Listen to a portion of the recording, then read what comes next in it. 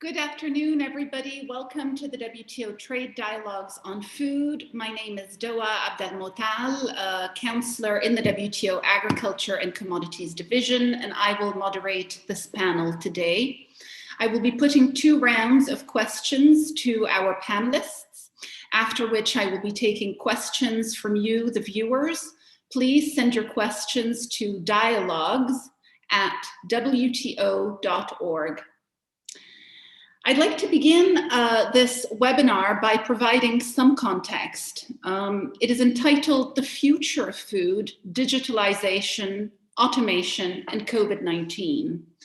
The WTO Trade Dialogues on Food were launched at the height of the COVID pandemic in March this year, with the intent of investigating the impact of COVID-19 on agricultural trade. Since then, these dialogues have expanded to look at big picture agricultural issues and their impact on international trade, like global supply chains, food logistics, and so on. Today, our goal is to examine the future of food. An unexpected outcome of the COVID-19 era is the extent to which the pandemic has pushed us to automate and digitalize our business processes, including the way we do agriculture.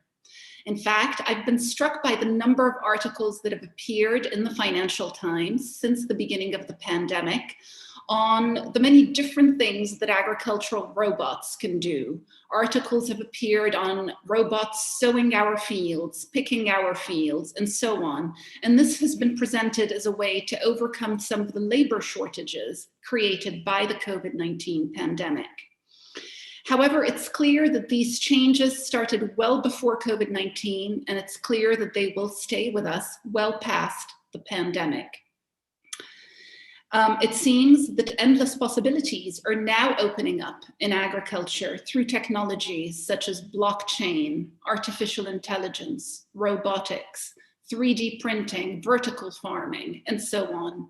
Technologies that are fueled by a falling cost of information technology, but also by our capacity to collect and analyze ever larger quantities of data.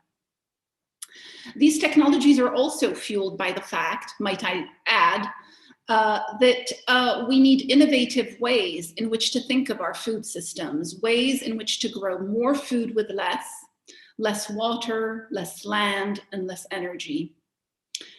Digitalization is also impacting the very way in which we trade. Digital platforms can allow producers and consumers alike to access a wider range of markets. And digitalization can also enable governments to monitor and enforce trade rules in new ways. In fact, there are negotiations currently ongoing in the WTO on electronic commerce, a term that refers to the production, distribution, marketing, sale, and delivery of goods and services by electronic means. With us today is a very distinguished panel to examine this very broad nexus of issues. So let me, without further ado, introduce this panel to you. Sean DeClean is the head of the Future of Food at the World Economic Forum. Emma Weston is CEO and co-founder of AgriDigital. AgriDigital, for our viewers, is a company that aims at digitalizing grain supply chains, offering farmers, elevators, traders, and consumers a platform through which they may interact with confidence. Oswaldo Lohr is founder and CEO of Shenzhen Drones. Shenzhen Drones is a company that specializes in agricultural aerial drones and whose website opens with the words, "The future of agriculture is here." And you can see behind Oswaldo in the background a picture of one of those drones. Ula Kask is a counselor in the WTO Agriculture and Commodities Division, and she handles the digitalization file for that team. And Maximo Torero is chief economist at the Food and Agriculture Organization. Welcome to you all. So let me start with the first round of questions then. Sean, I'll start with you. World population is growing rapidly, and so is pressure on our natural resources. In your opinion, what must the future of food be like, and what role do you see within that future for digitalization and automation? Please unmute your microphone.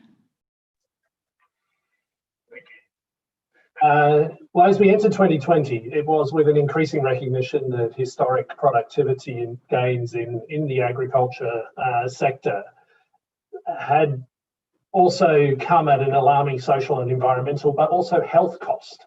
And that if food systems were to feed a population of 9.8 billion in a manner that was sustainable and inclusive, as well as being nutritious and efficient, then we really needed to think about transforming that food system. I think as we come towards the end of 2020, months into the reality of what is a global COVID pandemic, we see the potential to really shift, or what's happening is a shift from the sort of health and economic crisis that the pandemic is into potentially a food crisis. You see projections for potentially 135 additional people cascading into acute food insecurity over the next months or the next year. It's highlighted frailties in production supply chains that could see millions of people lose their jobs in the agricultural value chain, but also in small and medium businesses along that value chain and in restaurants and that serve food. So and small businesses in that sense. So in a way, the actions that we take now to build out of COVID once the recovery begins will not only have need to be quite significant, but actually a lot smarter. And so how do we build in, therefore, these resilient, this resiliency in a way that food systems can withstand not only this crisis of today, but the potential regularity of future shocks in the food system, in a way also that doesn't leave people behind. And I think data and the digital driven connectivity, though not a new concept, however, has really underscored during COVID the necessity for this and for the strengthening of ecosystems around particularly data and digital if we're going to make the food systems of tomorrow work. I should stress that, we don't actually see that like this is a silver bullet in that sense, and it really needs to be also brought in with a wide range of other innovations. But if we just focus on that, I think there's a huge opportunity, and we've seen that come out. If I just give a couple of quick examples from around the world. Kenya, the government there actually set up during the crisis through the Agricultural Transformation Agency, which was just being set up, a digital nerve centre, which brought together information from across a whole range of ministries to ensure that they could make informed decision making during COVID, and by centralising the technology and the data and creating a way in which public and private data could be shared, and to create those sort of dashboards that would be needed going forward, and similarly in Nigeria and other places. I think in Cambodia, the crisis really highlighted the fact that actually the economy is becoming less cash-based. And so for a lot of rural SME producers, many of whom were unbanked, that risk got starkly highlighted. And so actually fast-tracking mobile money solutions, and in somewhere like Cambodia, you see the Reserve Bank of Cambodia play a really strong role in driving this, together with partners like Wing Money, coming up with innovative products, whether they were QR payments or online MasterCard, type of facilities, allowing SMEs and farmers to quickly carry on and make those transactions even during like a COVID time, and or initiatives like in Zambia, where you were seeing partners come together from the cell phone sector together with large multinationals, breweries and others like ABN InBev to really digitize their whole supply chain, working with players like BanQ to a blockchain-enabled software provider to really make that happen. And so, what you saw is now how do you use that digitization to create a digital passport that farmers can grow their businesses and sustainably, and also with withstand some of these shocks in the future by actually controlling the data themselves and being able to choose who they want to share that data with and the sort of products they want to see. And or NGOs like Mercy Corps actually working with 8 million farmers across Africa and Kenya and Ethiopia and Nigeria, creating the sort of ecosystem on the finance side to ensure that agro-dealer networks through call centres and support centres and could respond to things like the locust plague and COVID-19 and create the kind of digital citizen reporting tools that they needed to support these crises as they were happening. So in many ways, I think what we're seeing is the future is already there. It's just a question as to how do we build up this innovation ecosystem in quite a dynamic way, and how do we learn some of the lessons out of from this year to ensure that access to technology can be made available and that we use data in a smart way to create much more equitable and trustworthy value chains that really support particularly the ultimate beneficiary in this case, which is either, like say, a smallholder farmer at one end of the value chain or a consumer who's having to make choices in quite economically challenging times at the other end of the value chain that still support nutrition outcomes or environmental outcomes. So I think it's an exciting time that we're in, but it's going to require quite a lot of thought and collaboration to really unlock this in a smart way. Thank you very much, Sean, for this. Interesting to hear you say that the future is here. And indeed, it really looks that way, looking at some of the developments that are already taking place. Emma, let me turn to you. In a recent interview, you described the future of farming as being about, quote, technology, connectivity, and sustainability. Tell us what agri-digital does exactly, and what, in your view, will the future of farming be? Well, there's nothing like being quoted back to yourself, is there, Joa? Well, certainly, I guess, just taking that particular quote, that's actually a theme and a central tenet in what agri-digital does, but it's also something I'm particularly passionate about as a farmer myself. And dialing in today from my farm in New South Wales in Australia. Very lucky to have the connectivity, I would say, to do that and to manage that, which is great. In terms of what agri-digital does, you introduced us brilliantly, so thank you for that. And to put it very simply, that's exactly what we want to do. We want to make grain supply chains simple. But in fact, supply chains have evolved over the last few hundred years to become incredibly complex. They're fragmented. They're disaggregated. And when we have a look at what supply chain is, really supply chain is 3 major flows.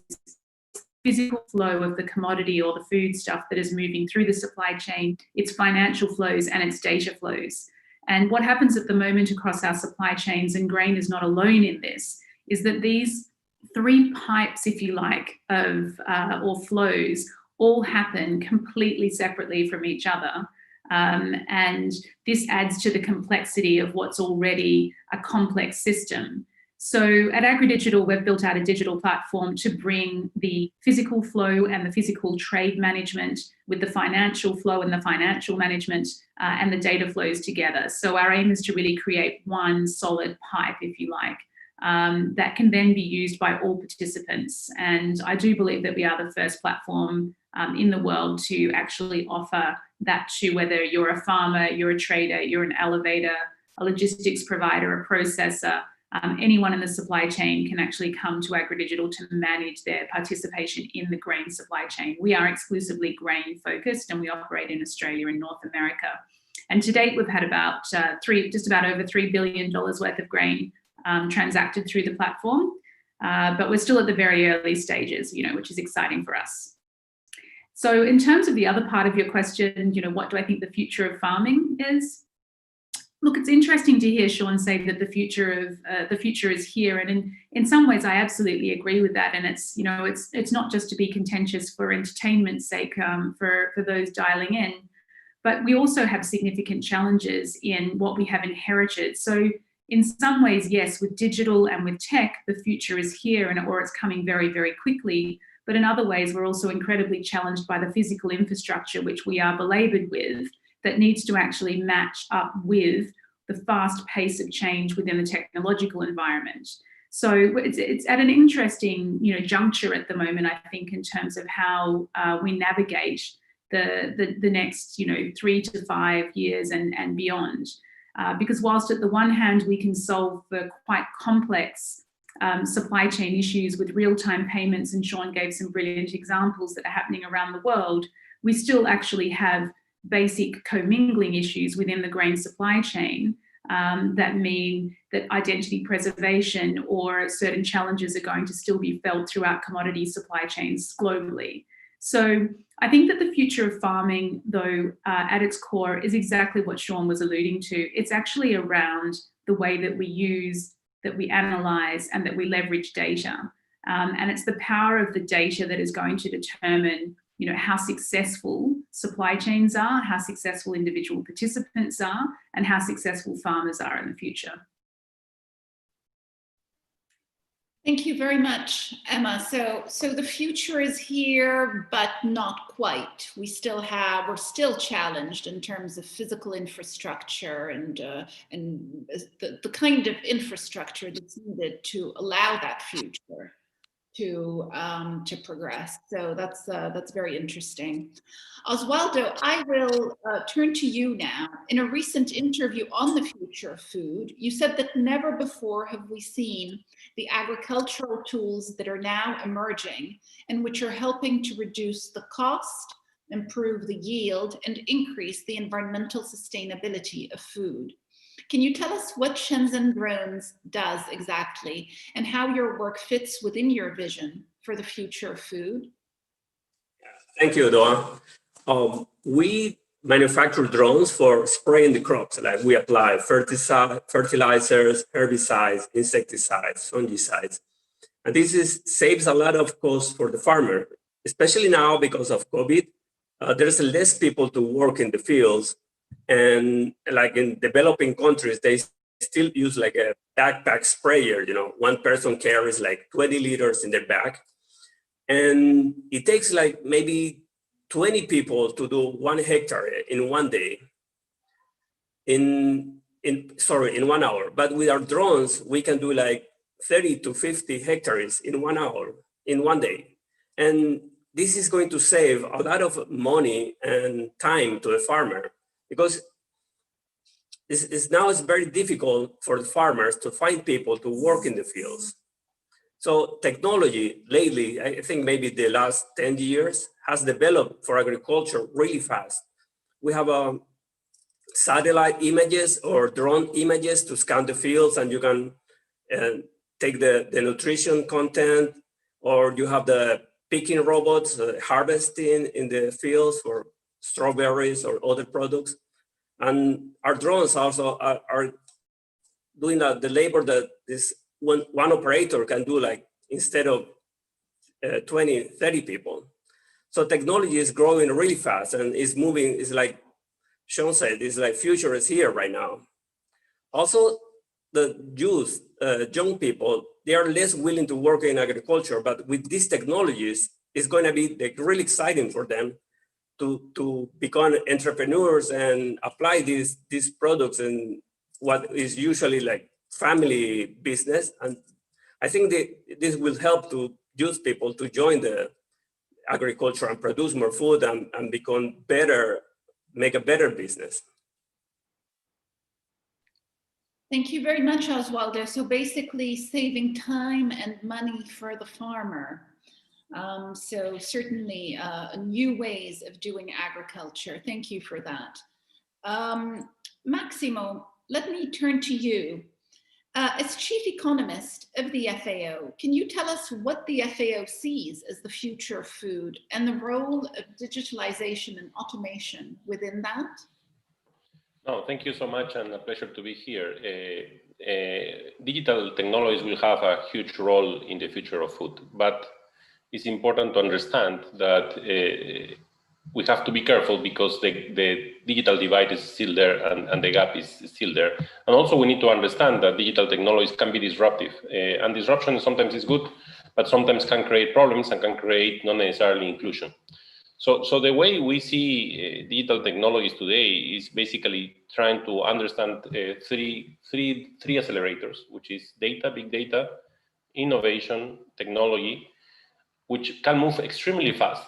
And we have seen how fast it can move up during COVID-19, because the revolution already started, agriculture 4.0 already had started before, but the way it's accelerating because of COVID-19 is enormous. But there is a fourth thing, which is not necessarily an accelerator, but it's really important to make this inclusive, which is the complements. And this is governance, institutions, and human capital with capabilities.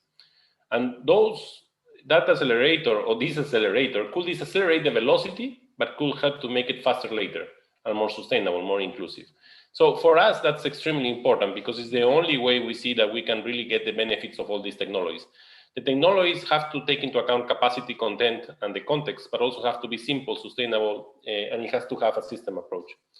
The technologies that we are observing today, which are looking forward to create the farmers of the future or farmers which are extremely efficient, precision farming, should be especially for the poorest, because basically the poorest are the ones that don't have resources and they need to use the most efficient ways of their inputs. So our expectation is we can use these technologies and break this issue of economies of scale so that they can make small farmers which can agglomerate and can create aggregation, but they can make these farmers to be precision farmers. That's where we are aiming, because that's what will allow them to really use the resources in the most efficient way. Not only that, it will help to give them access to markets, which is something central. Digital technologies are just an instrument that accelerate the process at a cost-effective way. But if the content is not there and the good content is not there, then it won't happen. And that applies to price information systems, applies to precision farming, applies to all the different elements what we're doing. If I'm going to spray and I don't have the good combination of what I'm going to spray, I'm going to create a problem and not a solution. So the content and the capability has to be there. But also opens opportunities like using blockchains to create traceability. For example, we are using ePhyto, which is a software solution that standardizes phytosanitary information and stores it remotely. And the International Plant Protection Convention developed this electronic phytosanitary certificate platform to bridge the phytosanitary certificates issued by exporting countries and required by importing countries. This type of uses that before were not there could create a significant change and could help enormously to reduce, for example, non-tariff barriers because of food safety issues. So we see a lot of opportunities. We, as it was said before, we think the process was already even before COVID. What we see in COVID-19 is that because of the crisis that we are going to go and the crisis we are going, there is an opportunity to do faster changes of institutionality, of regulatory issues that before were a lot more complex because governments were a lot more afraid of doing it or getting involved into it. So that opens a huge opportunity to be able to create these complements in place so that we can accelerate the accelerators. And the last element which we are worried is that clearly these technologies will create a change in the labor demand of which capabilities are needed in the market, in the rural areas. And at the velocity they are moving right now, we have a significant lag between the capabilities of the current labor supply and the labor demand that will start to happen at a fast rate.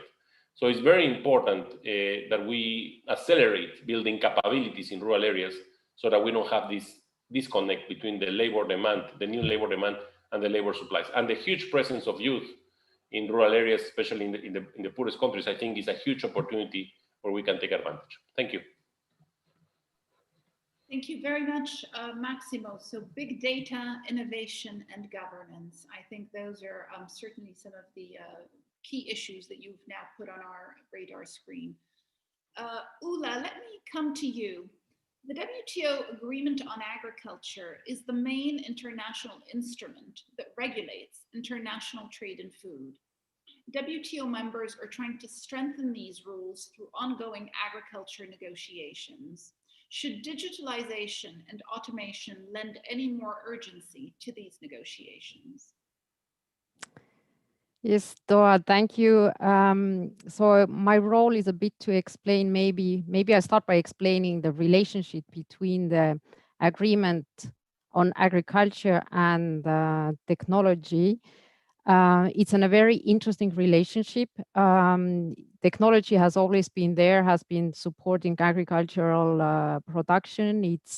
It's not new, it's accelerating, it's accelerating, but it's not new. If we think back in some parts of the world, developed world, 100 years ago, there was one farmer fed only 4 people, and now the same farmer feeds up more than 150 people. But so the technology has always supported the agriculture production. From the Ag Agreement point of view, what is interesting with technology, that the Ag Agreement itself is what we could say technology neutral. It's technology neutral in a sense that it doesn't prescribe any type of technology you should use or you shouldn't use.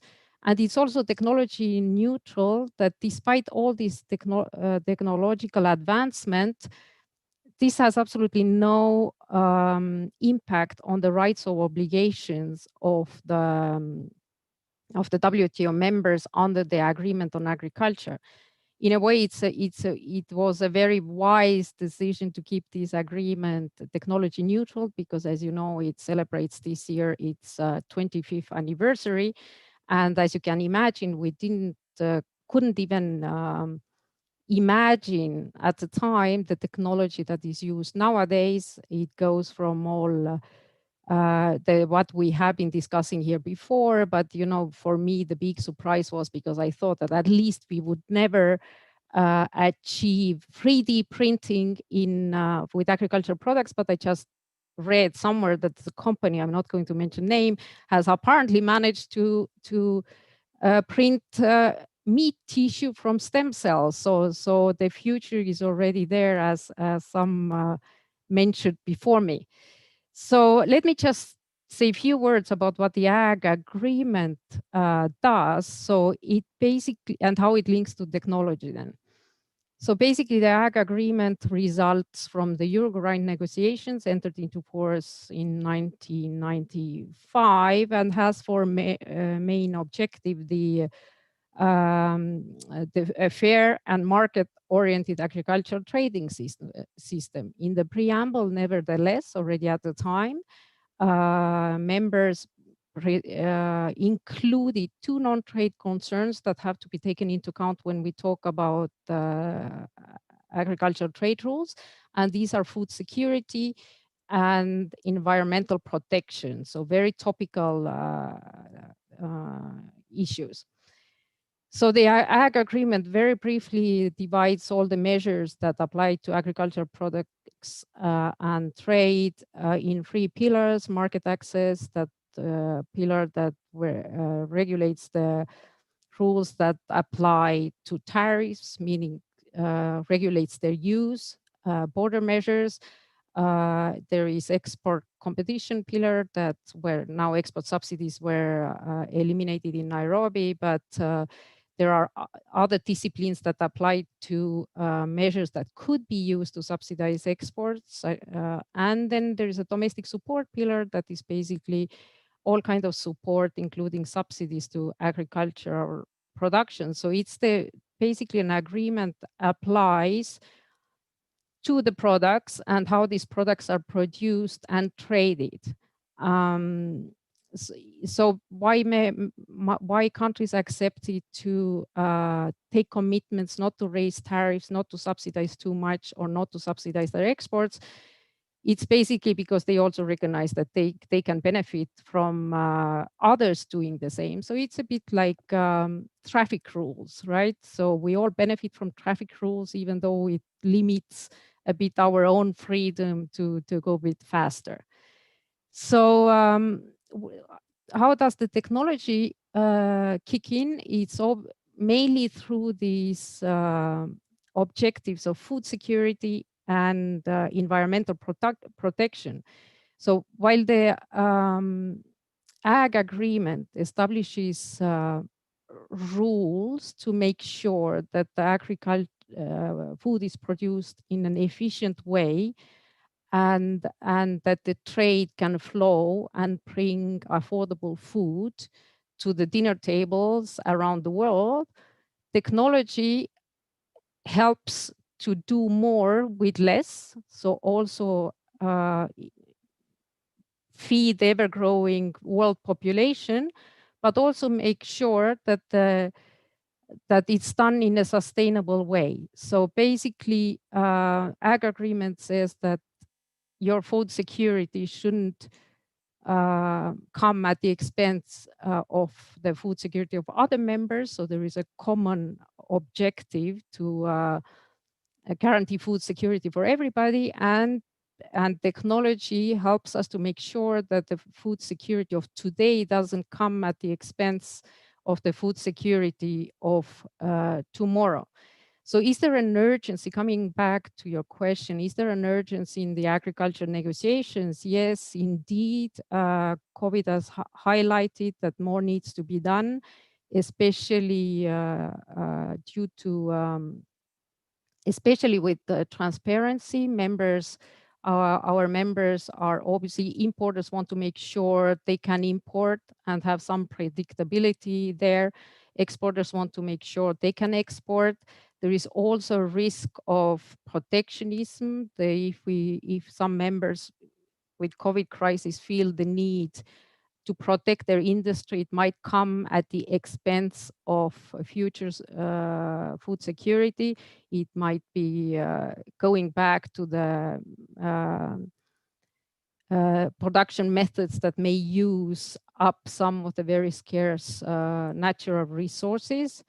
So, so there is clearly a need to do something about the disciplines of the Ag Agreement. Maybe the urgency come more from these twin challenges of guaranteeing food security and environmental protection. But the technology has clearly a very, very, very big role to play to achieve this objective.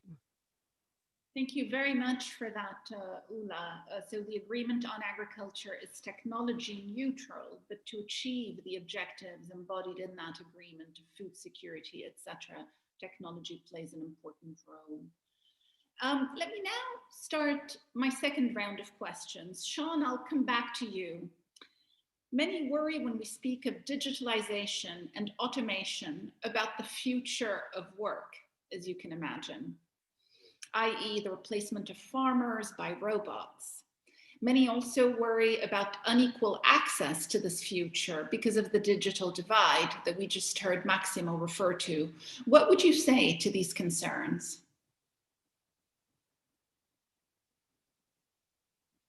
You need to unmute, Sean.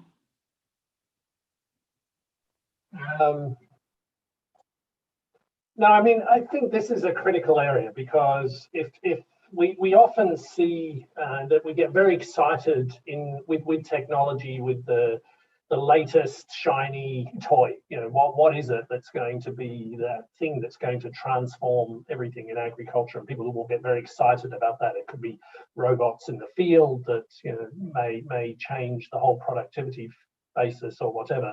I think increasingly what we're coming to understand is, rather than focusing on the specific individual technology, though important and critically important if you're an entrepreneur in that space, it's how do we build the ecosystem that is actually going to make that work? And so how do you take that multi-pronged approach, you know, where you're harmonizing standards and to achieve something that works for the whole system, as opposed to just driving that particular technology. And so therefore I would say, you know, how do you design for sharing value and creating equitable value through the system? You know, what does that mean? So you're not just creating and designing something purely from the perspective that you're looking at it as a technology player, but you're actually looking at the wider effectiveness of, you know, whether it's a data platform or a technology. And so how do you design for that decentralized approach? how do you design, going forward for interoperability? If you're a farmer and who may wish for a package of resources, and so how do you do that in a way where they may need, digital financing or digital extension services or weather-related services, or a digital insurance tool that's backed up by some sort of global satellite mechanism. But how do you do that in a way that the farmer can actually buy into those without being burdened with having to reach out to every one of those individually and recreate a different way of having to engage with that data? So how do you or that technology, so how do you do that in a way that's interoperable? How do you design for scale? I mean, we have hundreds of millions of people around the world whose livelihoods directly depend on agriculture and food, and the production and the transport and the delivery of food. And so how do you design for that scale? We've all seen brilliant pilots around specific technology which maybe have reached 5,000 or 10,000. But how do we actually design from the start so that that's reaching 50 million and can do that? And so what does that require us to think about? And then finally, I think how, and that's the most important piece of this, I think, is how do you design for inclusivity?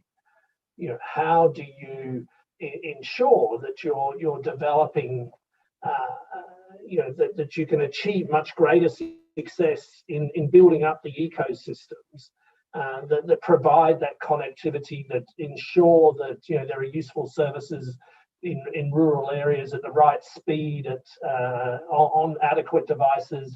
How does a smallholder farmer maybe in Asia or Africa who doesn't have a smartphone but has an old school, we used to call them like brick phones, but one that you could sort of thump, but an analog phone, how can they actually access the same services maybe as someone on a smartphone?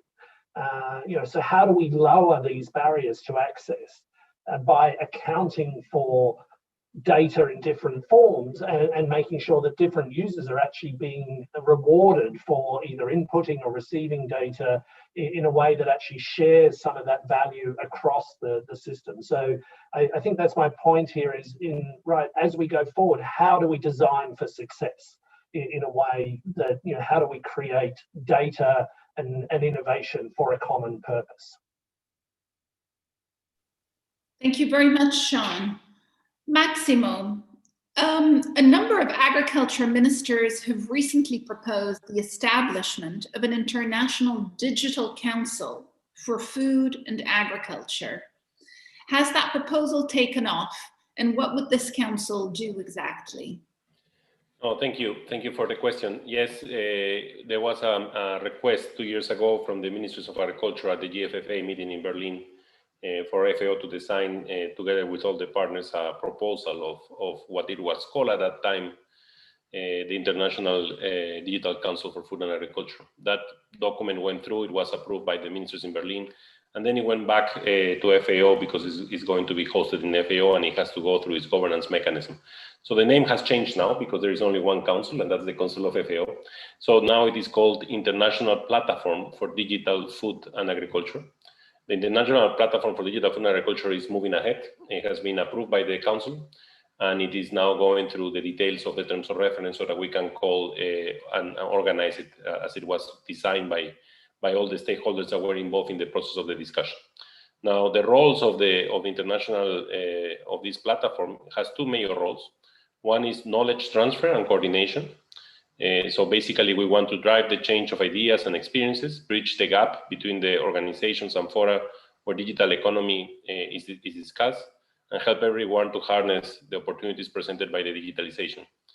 So it's essentially trying to level the field by bringing best practices around. Also, policy advice. That's the second function, which is to provide policy approaches by developing recommendations, best practices, and voluntary guidelines. This will be, for us, extremely important. It's composed, and its governance will be an intergovernmental representative group, which will have technical representatives from governments, but it will also have an advisory committee of international organizations where all of you will be part of it. and an online multi-stakeholder forum. And the idea is to start bringing these best practices so that countries can leapfrog and we can minimize the presence of the digital divide. It could create a significant change. We are able to facilitate and move this with the partners as fast as possible, because as it was mentioned before, there are solutions that countries are already testing that can be implemented. For example, we now know that in Mexico, using satellite technology, you can get access to 2G or to 3G at extremely low prices of consumption for a package of data.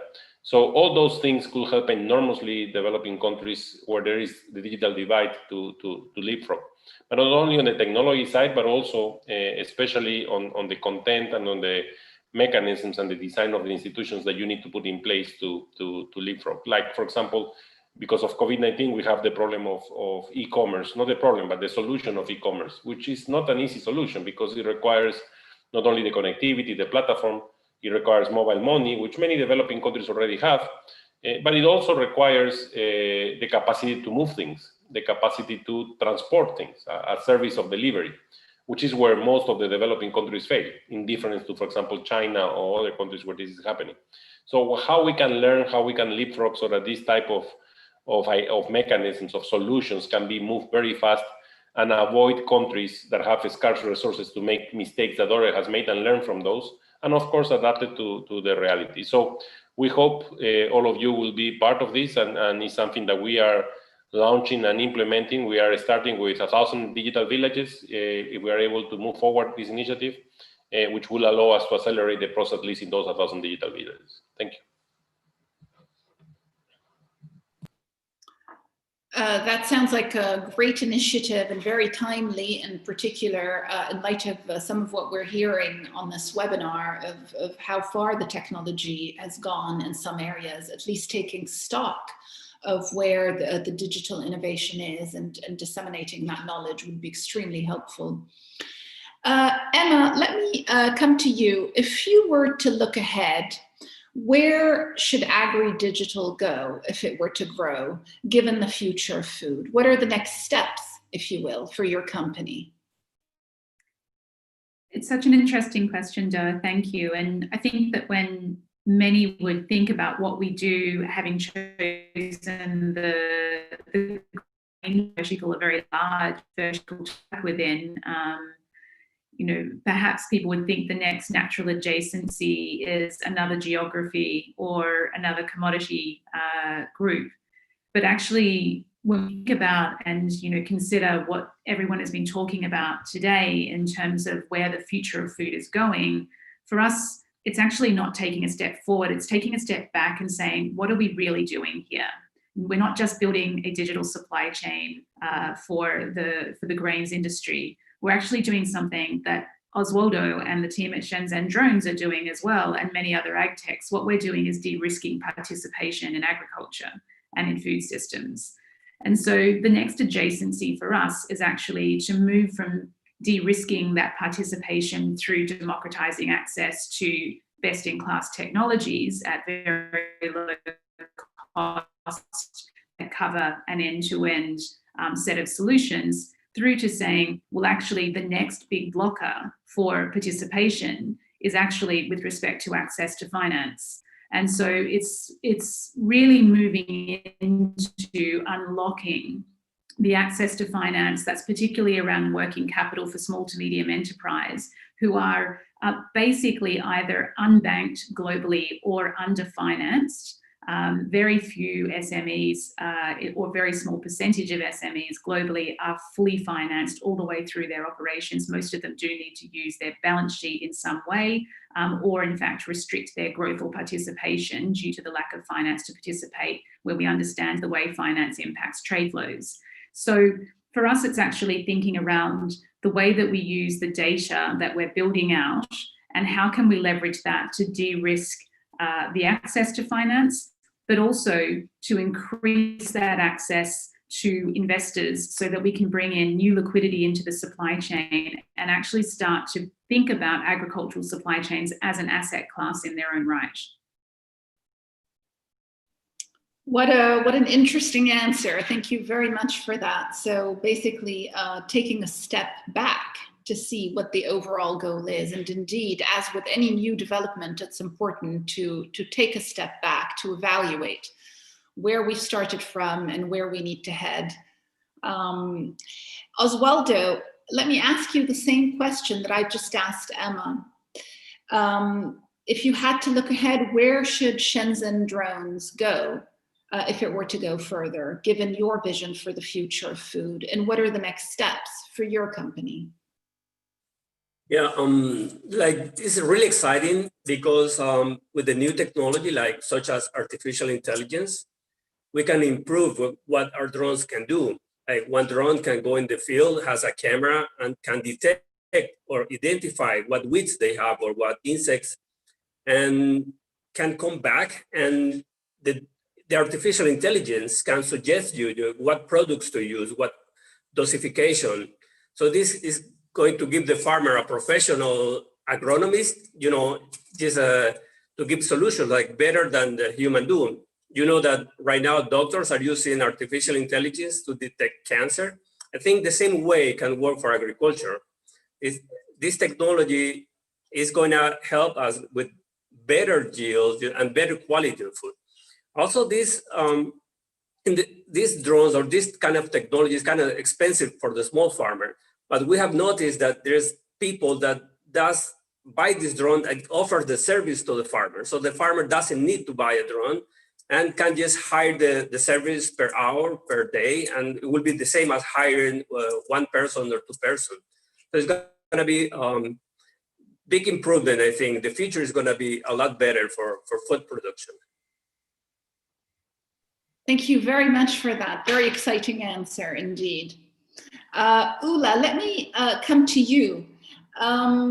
The digitalization and automation of agriculture will clearly necessitate international trade in more things than just food and agricultural commodities themselves.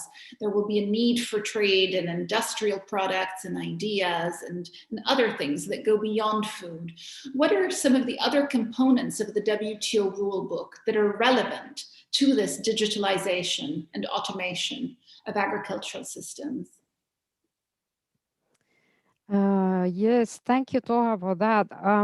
I am so as we have seen already that the ag agreement regulates what countries can do to support agricultural production. Obviously, the agricultural sector or the food value chains goes well above, right? We saw that technologies used to produce, to harvest, to transform, to pack, to transport, to trade, and so on. And one sector that links these things together is services sector. So services have a big role to play. Before talking about the universe of the agreements out there that apply to agriculture and technology at the WTO, I wanted to add, because it came up here in the conversation, that the access of farmers to these technologies. And so just to say that the ag agreement actually provides unlimited policy space for governmental support to research, to provide extension services, infrastructural services, and also unlimited help to help the farmers to move to more environmentally friendly production methods. Coming back to the universe of agreements at the WTO, we can probably divide, for the purposes of today's webinar, we can probably divide them in two categories. One that apply agreements that apply more directly to the agricultural products, and the other category that is more technology services related. So in the first category of agreements, you have the agreement on agriculture we talked about before.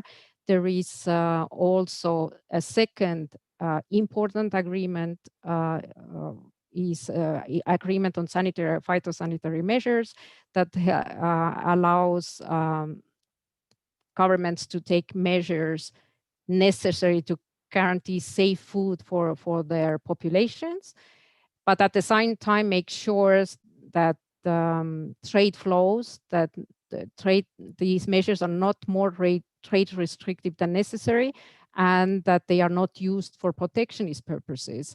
Very similar agreement, and also very important, is agreement on technical barriers to trade that is very similar to SPS agreement that deals with health standards and the environmental protection. So again, providing the policy space necessary for members to take the measures they need, but making sure that they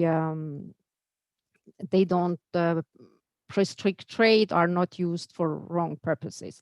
So there's many other agreements out there. Just to mention, the customs, they cover areas like customs valuation, pre-shipment inspection, rules of origins, import licensing, safeguards, anti-dumping measures. They all apply to agricultural products and agricultural trade.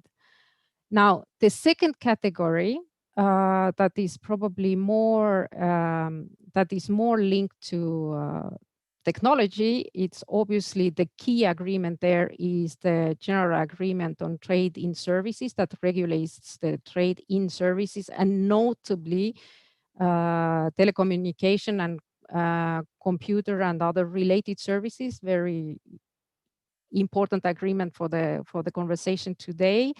There is also a moratorium on customs duties on electronic transmissions. Our members have agreed not to apply customs duties on electronic transmissions.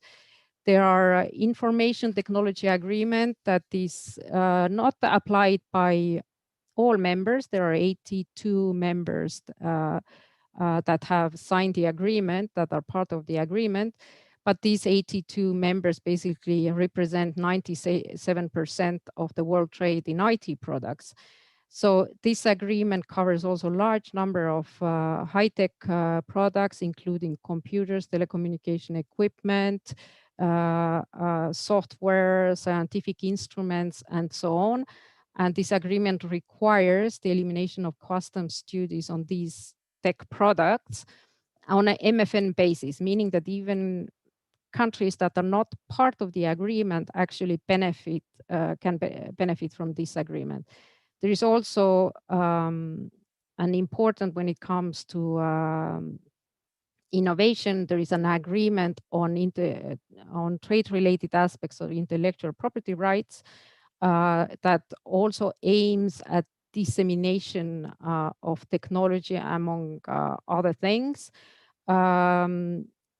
I checked some statistics. Actually, when we looked at the patents, there is 40,000 patents in last 10 years that have been submitted that relate to agricultural inputs. The biggest the country that has been asking for most of these patents is China, followed by United States, South Korea, and Russia. So there is also, we have a trade facilitation agreement that has encourages the use of electronic documents and electronic and paid duties electronically. And relating back to your previous question, Doha, about negotiations, there is a large number of members, close to 100 members, who are negotiating on e-commerce. Basically, they are trying to look at the ways to further facilitate technology-enabled trade. And while all these agreements relate to services and technology, obviously they have a very, very important contribution to make to agricultural production and trade. So from the negotiation point of view, clearly the e-commerce discussions are maybe something to follow more closely. Thank you very much. We will now take questions from our viewers, and in fact, a very large number of questions is already rolled in. Sean, I know that you have another commitment, so let me start very quickly by putting a question to you before you leave us. One of our viewers is asking about the global risk reports that are issued by the World Economic Forum, and which often cite risks to the virtual environment, cybersecurity risks as being an important risk facing the global economy. Now, in this webinar, we're discussing the important role of digitalization in agriculture. Are there risks for us in digitalizing agriculture to do with cybersecurity? It's a good question. I think, yes, like with anything like this, there are those risks, and I think we need to manage them. And I think this is where actually developing some of the coherence will be so important. And because the more there is coherence, the more you've got facilities where you've got traceability through the chain and visibility digitally through the chain, and you've got interconnectiveness. And you've got interoperability. Both you have to manage those risks, but at the same time, it also allows for it's harder to zone in on one specific feature and undermine something. And so I think how we build up the ecosystem in a way that that addresses some of these unintended consequences. I think cybersecurity is just one unintended consequence that we could have by accelerating digital and data-driven systems. And there are a number. We could end up leaving people behind as well, unintentionally through introducing new technologies. And so I think creating those ecosystems that really address those is going to be very important for the future of this, particularly in food, because of the fragmented nature of the food system. Thank you very much, Sean, and thank you for your participation in this webinar. It's a privilege. Thank you. Thank you. Emma, we have a question from a viewer who is trying to visualize what AgriDigital does exactly. So he is asking if you could describe how the grain sector operated before AgriDigital and how it operates now. What does it mean to have digitalized a grain supply chain? Yeah, absolutely. Well, at its most basic, the way that the majority of the grain supply chain operates globally is actually with paper and pen, or paper and pencil, or even holding data up here. So, what we're really talking about doing is starting to take disparate sources of data, many of which are paper and pen. And so I'll just give you a very quick example of that.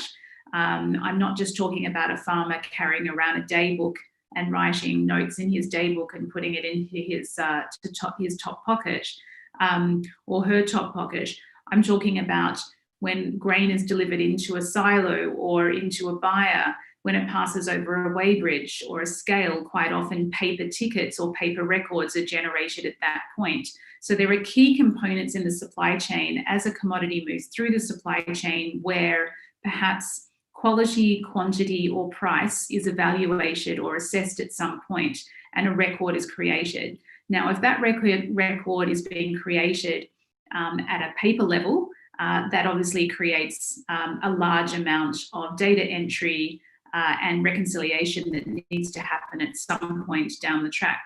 Now, to further this, it's not just about those key points in the supply chain around physical delivery. As I spoke about earlier, what AgriDigital does is brings physical commodity movement with the actual financial flow and the data around that particular transaction within the supply chain. So if we think about typical supply chain transactions between buyers and sellers, there are obviously contracts and sale of purchase. There are deliveries that need to be made and inventory that needs to be recorded as both in-turn and out-turn.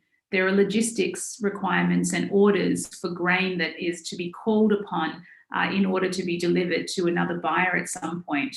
So all of these different transactions then get complicated by a number of different data inputs, which include where is the grain at the moment? Where does it need to go to? How do I price it? On what basis of price am I using am I going to use at the moment?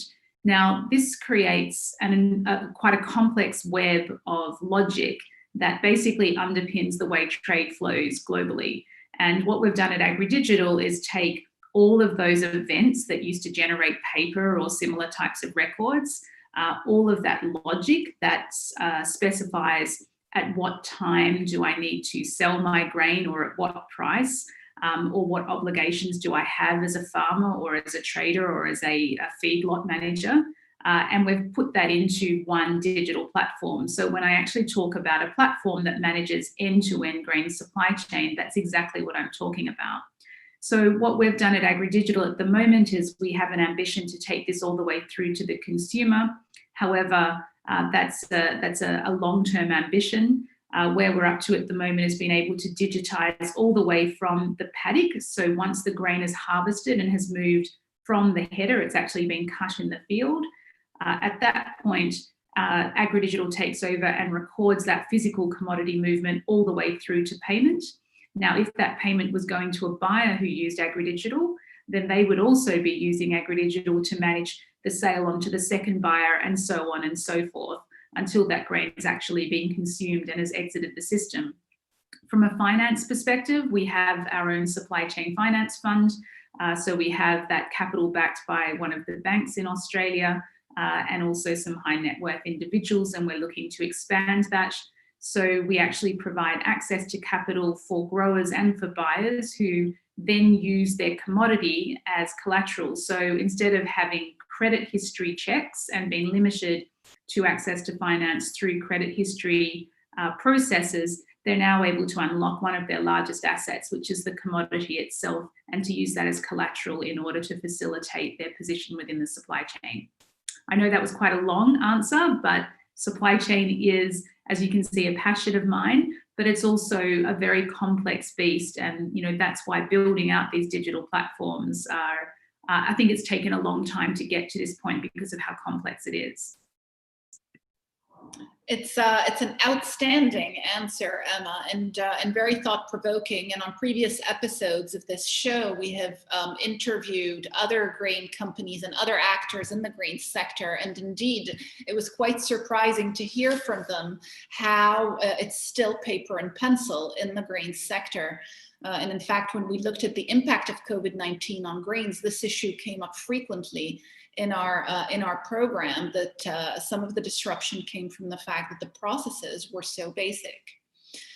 Part of what we're talking about, Dora, and I hope you don't mind me just saying this, but part of what we're talking about with digitization is the automation of workflows. So the two flow, very much side by side. And to give, once again, viewers and listeners a very, very quick example, our first customer in North America has many, many problems they would like to solve for as a farmer. But one of the largest ones was that he receives 25,000 pieces of paper each year in producing his crop and selling his crop.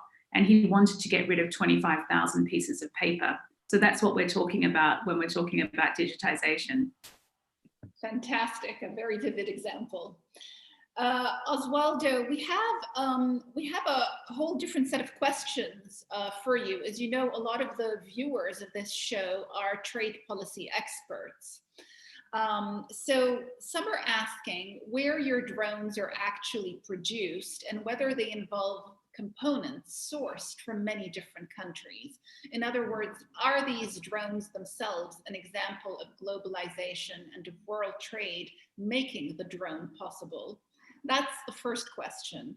And the second question from another viewer has to do with whether you have tried to export those drones and whether you have faced any trade barriers. Are there particular standards that apply to them, certification procedures, or high tariffs? If you could just talk to us about that, those sets of issues. Thank you. Yeah, the drones are being manufactured in China. It's like all the components are from China, the flight controller, the tanks, the carbon fiber, all is produced in China. And then we export to mostly South America. And we have one issue with certifications is like in South Africa. We exported one drone and it has taken a really, really long time to get the certifications to be able to legally fly these drones. So our customer still cannot use it. He bought the drone like more than 1 year ago and still cannot use. It's like the very difficult. Also, like Australia is very strict on the policies, like customs policies for this kind of product. South America is like easier for export, and we have done successfully. We have customers in Mexico, Argentina, Colombia, Ecuador, Peru. So no problem, but South Africa, Australia are very tough on customs. Excellent, thank you very much for that. Maximo, some of our viewers are intrigued by the concept of the digital village that you spoke about as part of the work of the new digital platform that's being established. And they're asking what the role of these digital villages will be exactly. Are they going to be located globally? Will they support R&D? If you could just give us a bit more detail on them. Sure. So the idea of the digital villages is basically trying to select as pilot certain villages, where 1,000 villages in this case, where we are going to try to bring as much as possible all the digital technologies and digital information and methods that are present, and to see how that will help the agricultural food system transformation. So essentially what we want to do is to help farmers through digital technologies to accelerate their process of transformation, to find ways in which they can interlink, to create platforms of e-commerce within those villages where we match the supply and the demand, to reduce asymmetries of information, and as much as possible to try to bring more efficiency in the way they produce so that they can increase their productivity. This is very linked to our hand-in-hand initiative. So our hand-in-hand initiative, which is targeted to the least developed countries and countries in food crisis and small island development states, least developed small island development states, is using territorial approaches to identify areas in the countries where there is potential to grow in agriculture, but there are some market failures that doesn't allow farmers to be able to realize this. And these are areas where you don't need to build a road or irrigation or do things that will take 10 years to do. These areas where, because of certain types of constraints, farmers cannot release their potential, and they are in poverty, but they can be out of poverty doing agriculture if we can release those constraints. That is the priority for us, and that's where the digital villages will be located, so that we can try to see if through these technologies that can be achieved, and what else we need to bring, what other complements we need to bring around to make that possible. So it's trying, in simple words, I think it's trying to bring as much as possible precision farming to smallholders. Excellent, thank you very much. Ula, one of our viewers is saying the following. He knows that in the WTO agriculture negotiations, subsidy negotiations are very controversial. Countries are always trying to reduce each other's agricultural subsidies, the trade distorting ones. But he is asking whether there is scope in the agreement on agriculture for a country to subsidize research and development into digitalization, research and development into automation, and so on. Is that something that's permissible under WTO rules? Yes, thank you for the question. Yes, what we call green box. In the green box, there are many types of support members are free to provide, and this is support to research, subsidies to research, to extension services, infrastructural services, and as I also mentioned before, technologies, so the cost farmers can be compensated for the cost they would incur if they want to adopt more environmental friendly technology. Now, obviously, if we talk about subsidizing the production of the technology itself, that wouldn't fall under the ag agreement, because the ag agreement applies to ag products. It allows, it provides policy base for farmers, for the governments to help farmers to use these technologies. But if the idea is to support the development of those technologies, that wouldn't fall under the Ag Agreement. That would fall under the other agreements. So Ag negotiations are complicated, but everybody agrees that when it comes to the trade distorting support, that is the priority for all countries. Members know more broadly agreed that something needs to be done about it. What is still open is where to start and how to get there. But it remains on the negotiation item list as the #1 priority item. Thank you. Thank you, Ula. A question that is directed to both Oswaldo and Emma. We have a viewer who is asking whether digitalization and automation are two sides of the same coin. Can you automate without digitalizing or digitizing? So Emma, let me put that question to you first and then move to you, Oswaldo. Yeah, I think another really good question. I guess the answer, and it's a bit of a sit on the fence answer, is it depends. It depends what you're automating to a certain extent.